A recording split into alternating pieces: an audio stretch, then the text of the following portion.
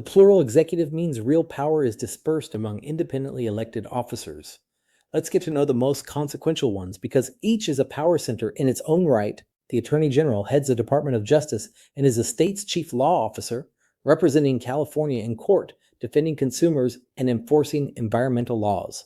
But the office's real significance goes far beyond legal duties.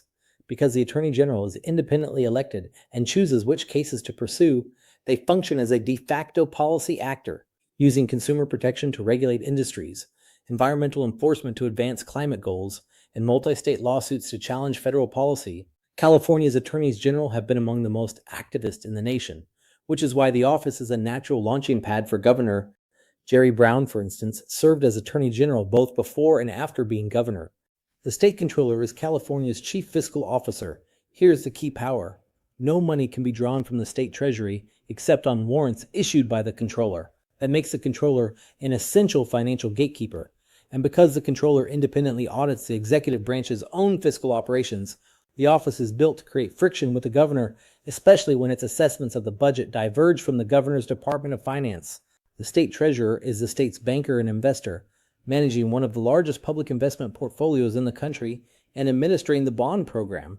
Crucially, the treasurer sits on the boards of CalPERS and CalSTRIS, the nation's largest public pension and teachers' pension funds, and chairs financing authorities for housing, healthcare, and transportation.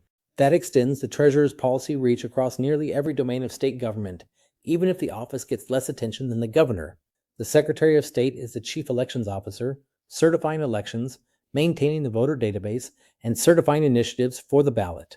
The office also runs business registration and serves as custodian of the state's official records and the Great Seal.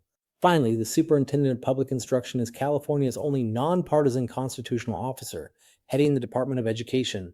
The nonpartisan status reflects a norm that education should be insulated from party politics, a norm complicated by the reality that education has become one of the most fiercely contested arenas in California, from curriculum to charter schools.